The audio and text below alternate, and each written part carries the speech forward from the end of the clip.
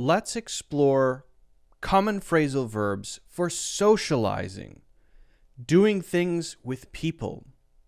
We're going to be looking at some examples.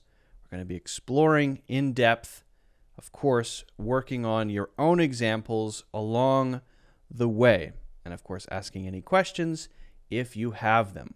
So first, we're going to be looking at catch up.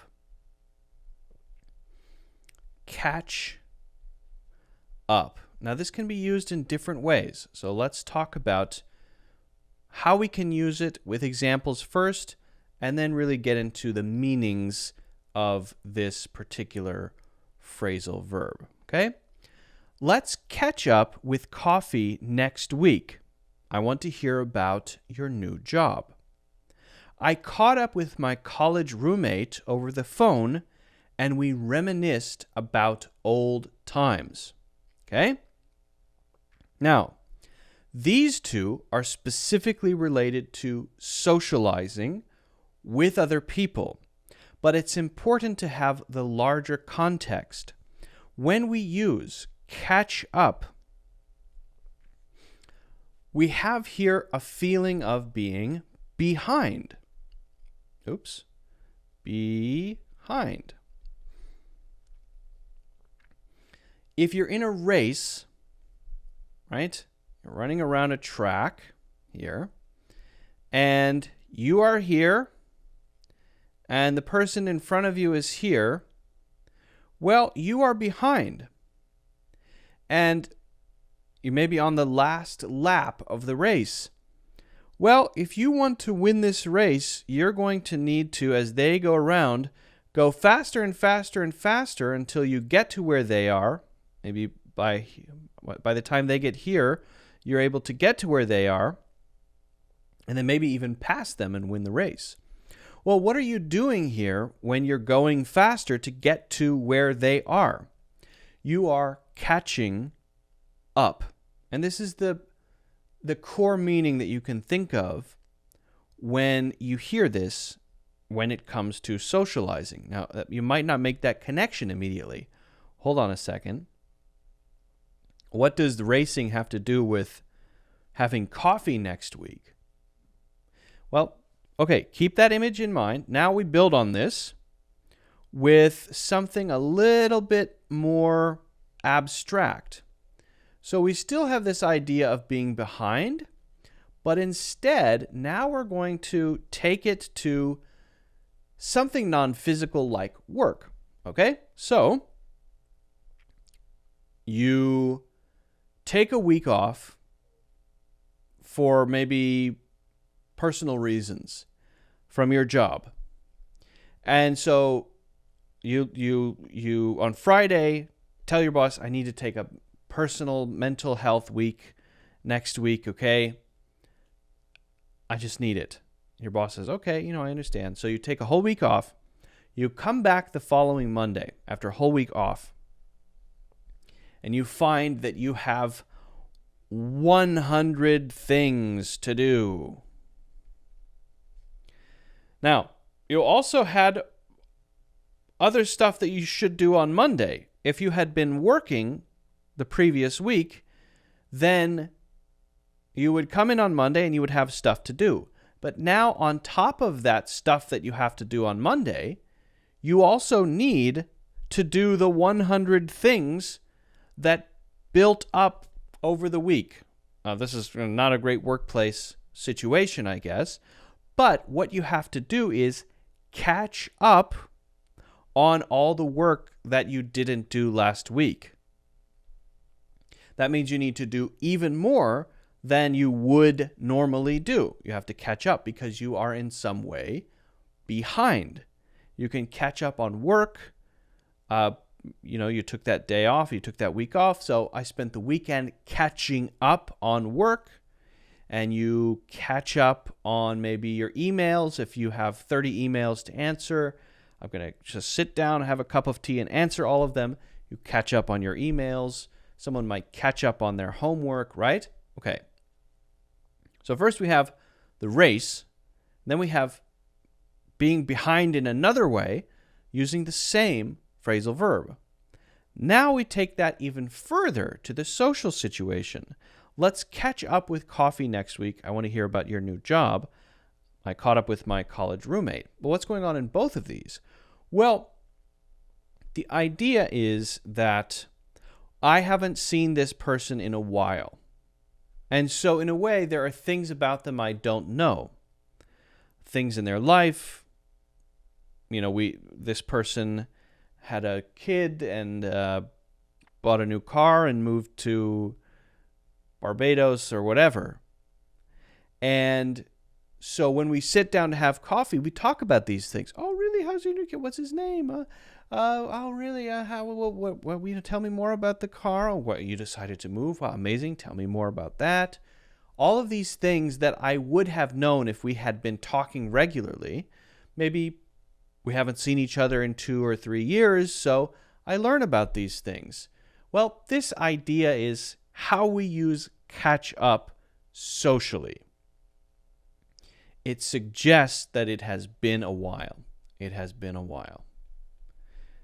It has been a while. And the suggestion again is that you're talking about things that you haven't heard yet. And you're updating each other. It's casual, right? You're just sipping coffee and talking about what has happened since the last time we saw each other, right? And so it's the same thing here. I caught up with my college roommate over the phone and we reminisced about old times. So it's not super strict. It's not like, oh, we have to go through one at a time and talk about the things that we don't know about each other since we last talked. No. It's this sort of casual way of describing just talking, chatting with someone we haven't talked or chatted with in a while. That's it. That's it, right? And so if we see this person every other day, we probably won't use catch up. We'll maybe say meet up or hang out, which we're going to talk about. But that's the feeling that we have with this one, okay? So hopefully that is clear. Now we're going to move on to the next one, which is extremely common. And the next one is hang out. Okay, so hang out. Hang out. Hang out. Why hang out? Why not hang in? Why not hang with? Hang out. Okay, well, let's look at some examples here. Do you want to hang out with us at the mall this Saturday? We used to hang out with each other all the time during summer breaks. Okay, what's the feeling here? Well, in this case, we don't need a lot of foundation, I think. But what we can say is that there is a casual feeling here. There is a casual feeling about this that is, yes, it could be between colleagues, but generally not formal in any way. If the colleagues are very close, right, they may hang out together. But does this mean to do a specific thing? Here we're mentioning the mall. But here we don't mention any particular activity. Well, no. That's kind of how it's used. It is no specific thing. No specific thing. That's kind of the way that we usually use hang out. So if you go to your friend's home and then decide, well, should we play video games or should we watch TV or should we go for a walk? What should we do? For all of those, you may be hanging out. For none of those, you may be hanging out, just sitting and talking. It was so great to just hang out for a while.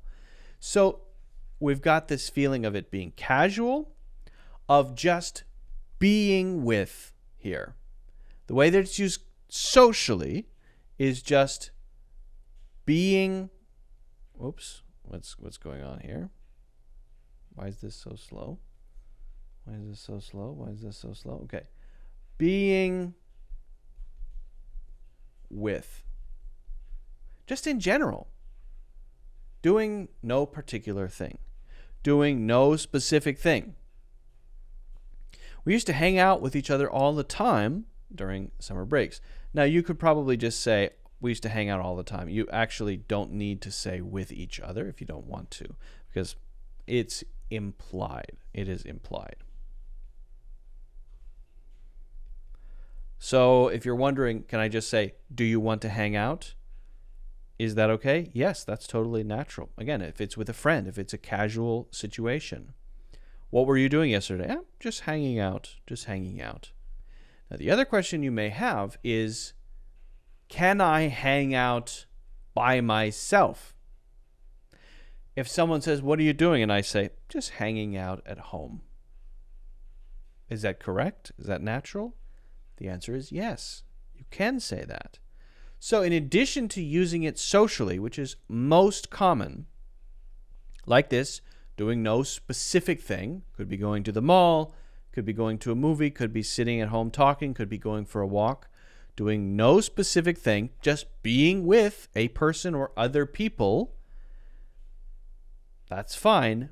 But if you want to say you did that by yourself, that is okay too. Again, one is more common, the social one is more common, but hanging out at home by yourself is correct. And it is something that people do say. What are you doing? In fact, it's often used in place of nothing. When we're doing nothing, when someone says, what are you doing? Nothing. We're not actually doing nothing. It's impossible to do nothing, right? But nothing may be just sitting at home or browsing on the internet or scrolling on TikTok, right? So nothing there is similar to just hanging out, anything. But if I'm at home by myself, then probably nothing very exciting, right? So that is how we typically use hang out. I want to mention, though, for this one, you want to be careful because it is so casual. If you, for example, say to a colleague, hey, do you want to hang out? Do you want to hang out and get some lunch? That could be strange. Depends on the relationship you have, but that could come across as too familiar. Do you want to grab lunch? Would be a much more natural thing to say. The same if maybe it's a romantic situation and there's a boy asking a girl out on a date. Hey, do you want to hang out tomorrow? She may take that, let's say she really likes this boy and he really likes her and he says, hey, do you want to hang out tomorrow? Well, that could be awkward because she may think, well, I thought he's interested in me romantically and now he wants to just hang out. So there might be a feeling there of, oh, so you just want to be around me as a casual friend. You're not interested in me in a romantic way like a date. So if it's a date situation, right, going out, then you probably don't want to use hang out because it can be too casual. And if someone were to say, hey, do you want to hang out tomorrow? Again, it depends on the person, but that could create a slightly awkward situation. Now, let's talk about meet up. Let's talk about meet up. Meet up. Meet up? Does this mean we all go up to the top of a mountain with people and shake hands and say, hello, how are you? Hello, how are you? No. Let's look at a few examples here first and then talk about this one. Are you still planning to meet up with Jamie after work? I met up with some old friends from high school last month. Okay. So what's the feeling with these examples? Are you still planning to meet up with Jamie after work? Let's say Jamie is a colleague. Meeting up with Jamie means that I will just meet Jamie. So what's the difference between meeting Jamie and meeting up with Jamie?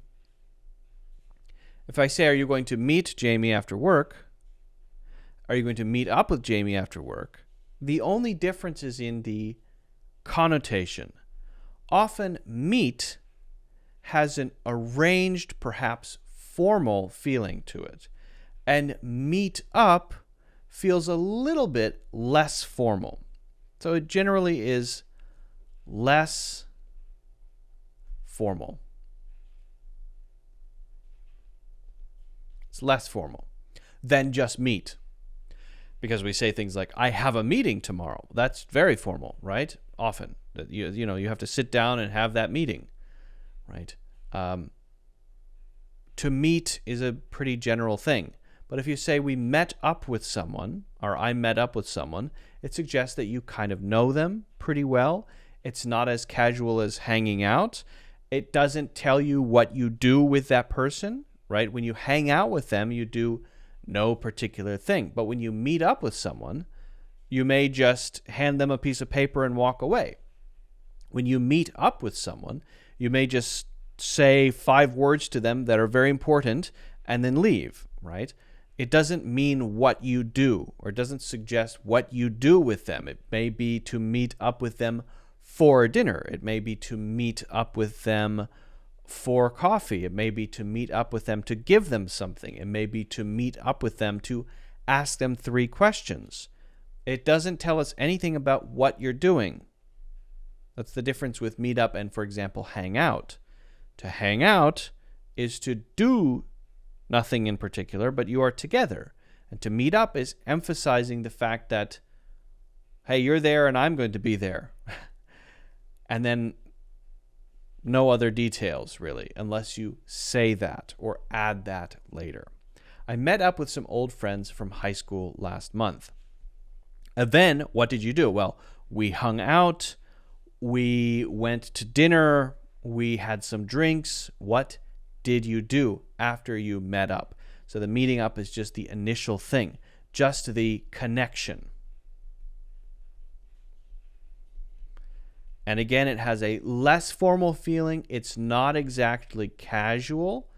So I would not say it is necessarily casual because it could be for work, it could be for business. It is less formal than meet, which often feels slightly more formal. Okay, so hopefully that one is clear. Now,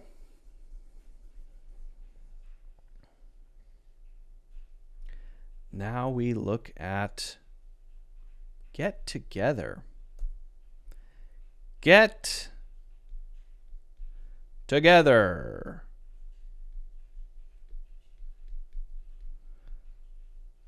Now, at first glance, you might say to yourself, this looks like meet up.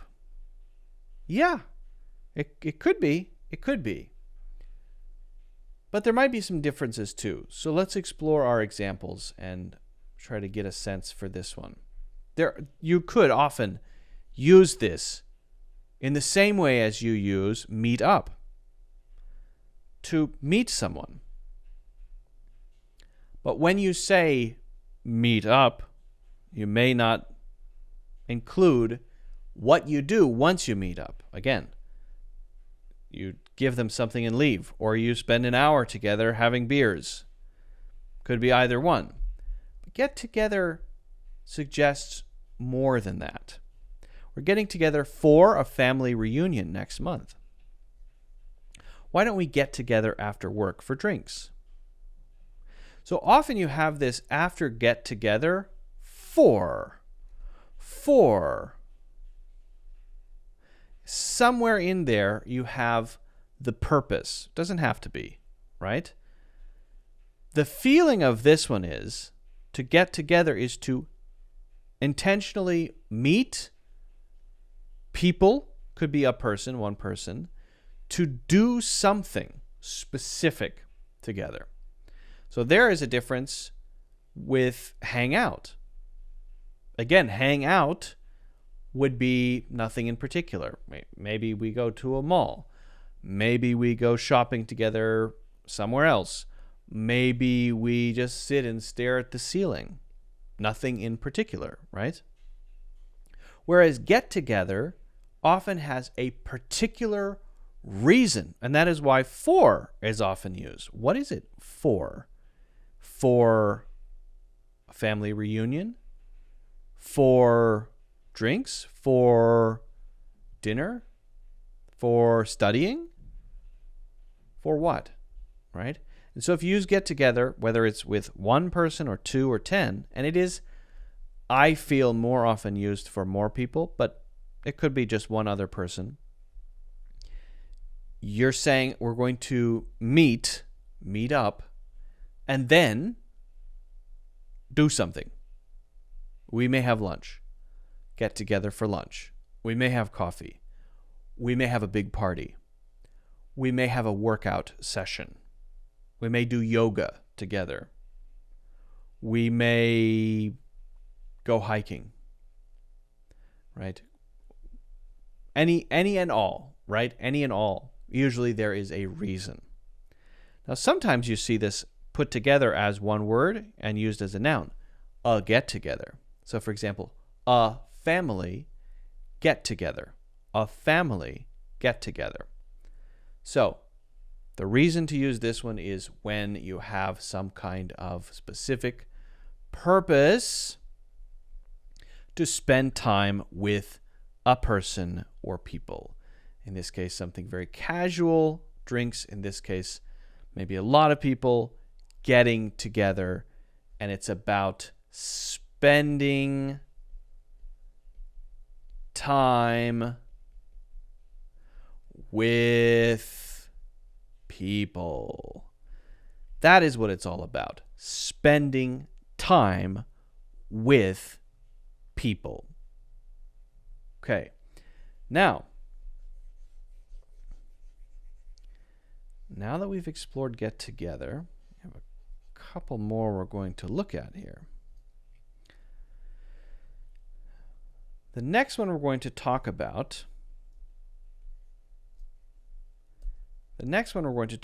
is pop over or in. Pop over or in. And I want to emphasize the word pop here. When you hear a pop sound, what is unique about that sound? Well, it's not a long sound, it's a short sound.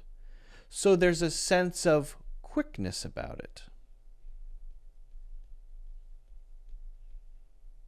Right? It's not long.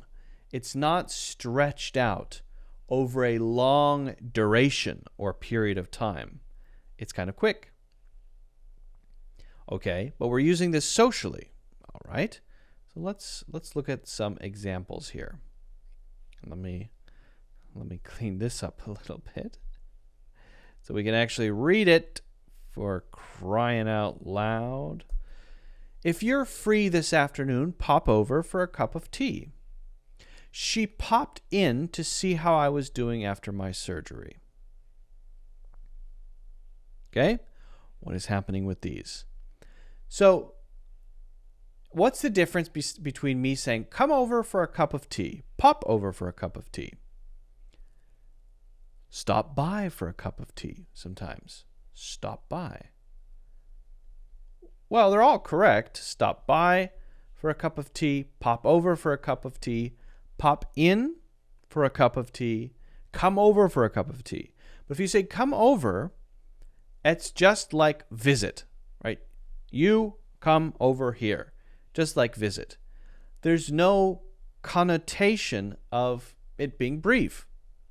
Whereas if you say pop over or pop in, there is this brief, short connotation. The feeling we get is that it's a quick visit. So if we say a quick visit, if we are thinking quick visit, we may use pop over or pop in. Is it okay if I just pop over? So we might often use this when we want to let other people know that we don't want to stay long. We just want to say something or do something or something for a brief period of time, and we don't want to have to say that. Is it okay if I come over for a very short period of time, maybe about 15 minutes, to tell you a couple of things? Is it okay if I pop over at around 3 p.m. tomorrow? Yeah, sure, absolutely. Okay. So it tells you a lot more without having to say more words. And that's what's cool about it. Pop over for a cup of tea suggests that you would stay for a cup of tea, have the tea, just say hi, a very short, friendly visit. How's everything going? How have you been? I heard about the new dog. Tell me about that. That's nice. I tell you a couple things about me, and then I leave, right? So it is relatively not, I mean, that could be a, I don't know, 40 minutes or something. There's no hard rule about how long it is, right? But the feeling is that it's brief. It's relatively short. Okay? Now, pop in is used sometimes in a slightly different way. She popped in to see how I was doing after my surgery. This is more often used, so pop over is more like visiting. Pop over is more like visit, but brief, relatively short visit, right? Whereas pop in is usually to check the status of something or someone. To check the status of something or someone. You could say it's okay to use pop in the same way that you use pop over, right? But more often, pop in is just to check if things are okay, right? And then go back to doing whatever. So I know that someone had a big surgery. The reason that I go over is not to visit. It's not to socialize. All I want to do is make sure that this person is doing okay. Ask them if they need anything. I can go to the supermarket and, buy you some miso soup or whatever you may need. So that's why I'm here, right? Very quick. I know you had the surgery. So really what I'm doing is just checking to make sure that you're still recovering, to make sure that you're getting better, that you have what you need. If I weren't doing that, I may not. I may instead pop over rather than popping in. So that's the connotation. Here I like to think of a child playing in his or her bedroom. The door is closed. Child is playing with Legos, right? And there may be some other toys. And the mother wants to just make sure that everything's okay. No baby's choking on anything, or just want to make sure everything's okay, right? I don't want to go into the room to engage or do anything. I'm just going to open the door. I'm going to walk in. I'm going to say, is everything okay? Are you having fun? Are you enjoying? Okay, great. Oh, that's a beautiful little Lego tower you made. All right, good. Keep going. Close the door. So just checking on the status there. So that would be probably to pop in rather than pop over, right? Sometimes this one's used also to quickly go to a place to get a thing. So pop into the 7-Eleven to get a candy bar, to pop into the supermarket to grab milk, a loaf of bread, and eggs. A quick visit to that place to get a particular thing. So if you're going to a place to get a thing quickly, then you'll probably also use pop in rather than pop over. I'm going to pop over to the supermarket. Definitely doesn't sound as natural as pop in. So to stop somewhere to get something. And maybe you just stop by your doctor's office to get a new prescription. Or you could stop in. You can also pop in. Stop in, pop in, stop by, all similar. Stop by is more universal. Stop by can be used for this one, to stop by for a cup of tea. And stop by can also be used for this one, to stop by to get something. Although stop by would not be used to talk about the mother example, going into the room to see if everything is okay. You would use only stop by when you're going out, maybe of your home. You're leaving your home to go somewhere, to go to the supermarket, stop by the supermarket to get some milk and eggs, to go to the doctor's office to get the prescription, stop by the doctor's office, to go to your friend's home to check on them, to stop by and see if they're okay or if they need anything, to go to some place to get a thing, to stop by to get that thing. Okay, so hopefully that is clear. This is a little more complex and nuanced, but the best way is to really make your own examples, see if it makes sense, and let me know, of course, if you have any questions. Okay, now we look at one more.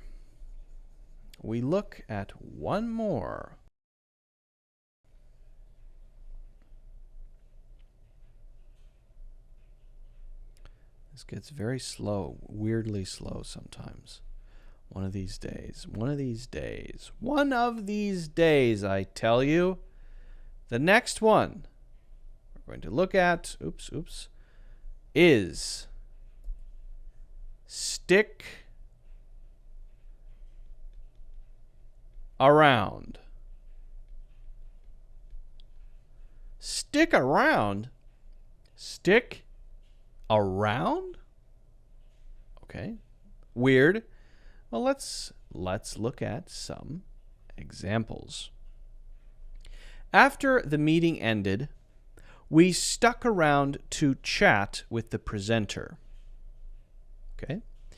Even though the concert was over, many fans stuck around to catch a glimpse of the band.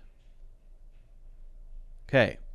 So this stick, obviously we're not talking about a stick, like a stick from a tree, a piece of wood, right? Here we're talking about stickiness.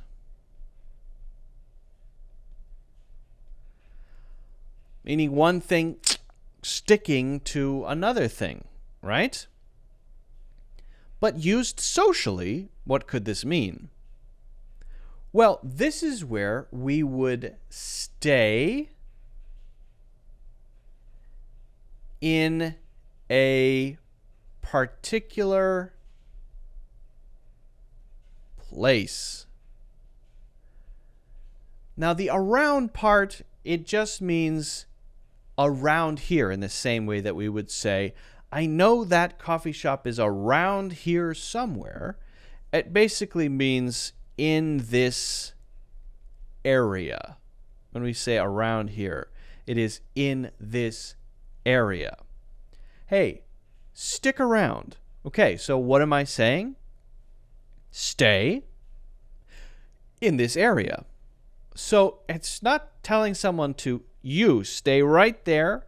I drew an X on the floor. You better not move from that X, or you'll be snipers. So it's basically saying, stay in this, general area for some reason. I want to talk to you in a few minutes. I have some questions for you, right? So can you stick around for a few minutes? A teacher may say this to a student. A student is clearly struggling with something, and as all this, the bell rings, ding-a-ling-a-ling-a-ling-a-ling, and the teacher says to the student, hey, Carlos, stick around for a minute. Okay.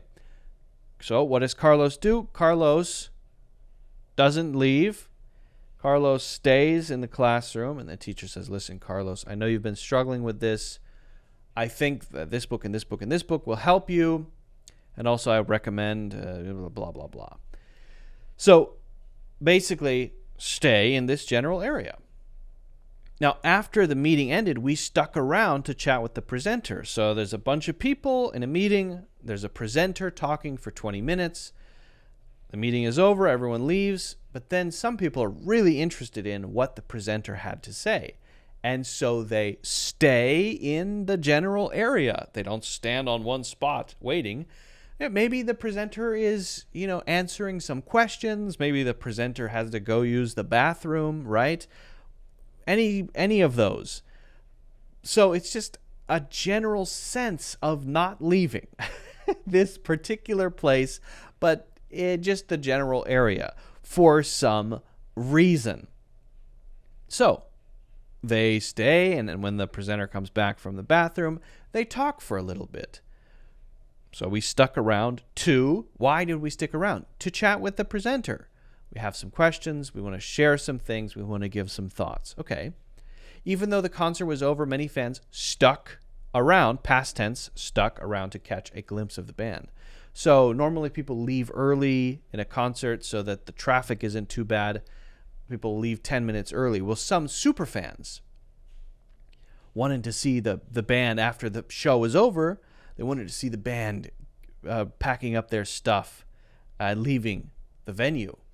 So they stayed for 2 hours after the concert was over, and they camped maybe outside in the rain looking for a glimpse of the band. Oh, there they are. They're packing up their stuff. They're putting it in the van. Hey, we love you, right? So they stayed in the general area. Again, maybe just trying to stay dry so they could see the band. So for any particular thing, it's not a formal situation. It's not a casual situation. Anytime you have something like this, you can use stick around.